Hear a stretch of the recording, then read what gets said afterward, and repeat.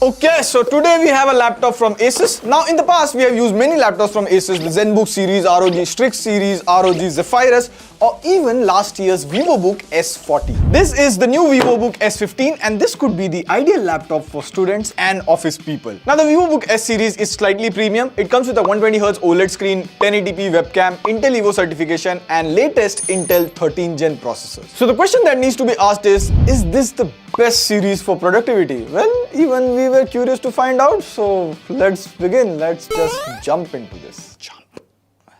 You didn't jump. Now in the box you get almost the same thing, that we keep it aside, but I would say there are three things about this laptop that are very interesting. And first would be the design. Like, it has an industrial approach, the edges are a bit sharp, it has matte finish. On the top you have this VivoBook branding, at the bottom you have the air vents, plus you have two speakers. We'll come to the sound quality in just a moment. Now this is not a very compact device, but it doesn't feel heavy, because if you're a student or a working professional, you will have no issue carrying it in your bag daily. And since we are on the subject of design, the hinge quality is pretty solid too. Like, see, the laptop opens with one hand and it can go maximum to this angle. Coming to ports, you have most of the needed connectivity. On the right you get the power connector, HDMI port, USB-A, Type-C port. You can also charge via Type-C, this is the Thunderbolt port, plus a headphone jack. On the left you have another USB-A port. Now I would say these are adequate, like there's no Ethernet jack, but it's okay, I won't complain about that. But I would have preferred if there was at least an SD card slot. Like, this is targeted for content creators and they need a card reader. Maybe Asus can look into this. Other than this is the same design from last year's VivoBook series, which is not a bad thing. It is minimal and classy at the same time. Now, the second interesting thing about this laptop is the display. Because this has a 15.6-inch 2.8K 120Hz OLED display. And the display quality is pretty nice. See, I'll play the trailer of Fukre 3 here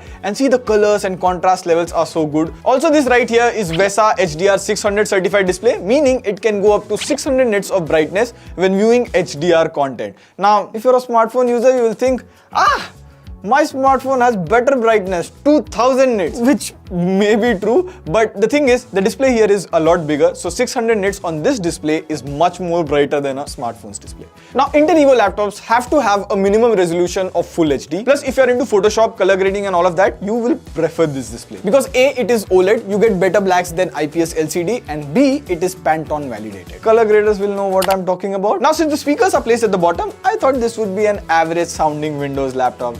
You know how it goes. But have a listen to this.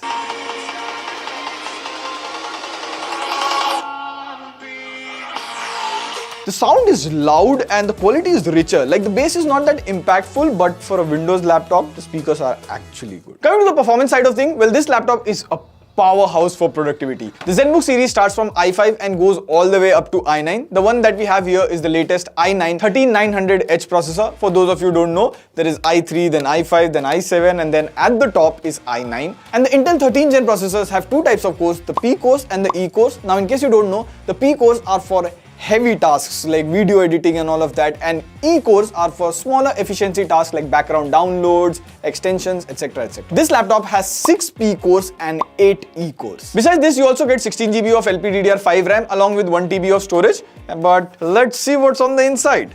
Okay, so if you open the laptop, the RAM is soldered, so you cannot upgrade that. This is the storage. Now, there are no extra slots, so if you want to increase the storage, you will have to swap the SSD. Now, we ran Cinebench benchmark. This tests the power of the CPU. It scored around 13,200 in multi-core performance, which I would say is really good score for a laptop. Plus, I did run Photoshop on this machine. Like, I made this thumbnail for our video. There was no lag or anything. Even with more layers, the laptop was pretty smooth. Also, do note that this Photoshop is running on internal Iris Xe graphics. Now, yes, if you push it to the limits, like if you do 4K video editing and all, then it may slow down because this doesn't have any dedicated graphics card. Also, since this is i9, it can technically run CPU based games like CSGO and casual gaming should do fine. But other than that, you also get improved performance hybrid architecture. So in simple words, Windows 11 is much more optimized for this mechanism, but small tasks like pinning apps on the start menu or even snapping two windows together will work more smoother and faster. Okay, so those were the three interesting features of the laptop. Other than those, there are a few points to mention. Like, you get a full-size backlit keyboard, number pad and everything. I for one felt like this helps me enter those Excel data quickly.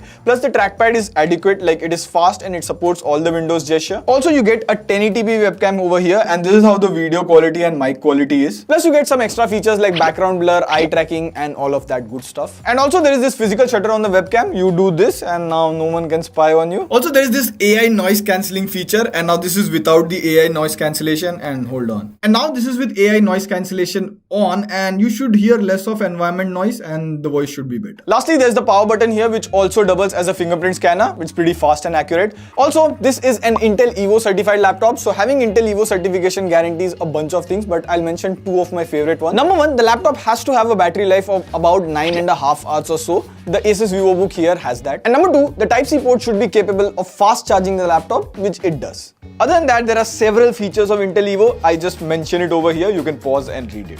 Also, you get Intel Unison, so you can easily connect your smartphone and your laptop. Now, Intel Unison is available on the Google Play Store as well as Apple App Store. All you have to do is install the app on your phone as well as PC. And now you just have to scan the QR code and your phone and laptop is paired. And it seamlessly syncs your messages, photos and calls. Like even if I have to send a file to my smartphone, I just have to drag and drop and boom, it's done. So yeah, that was the VivoBook S15 2023 edition. And to answer the question, is this the best laptop for productivity? Well, see, the VivoBook S series starts from around 80,000, which has an i5 13th gen processor, OLED display and all of that. We have used them in the past and they are good choice for productivity. The one that we have here, it costs around 1 lakh rupees. This is the i9 version. It has an excellent display, performance is top notch. Even the build quality I liked, easy to carry around with you. But if you have a budget of around 60,000 rupees, then you can check out this VivoBook 15. We have done a dedicated video on it. You can go check that out. Also, Flipkart Big Billion Day sale is going on up until October 15th, and a lot of Asus laptop will be on discount. We'll try to put link of those laptops in the description, and there is a discount code for the first 100 people, so you can check all that out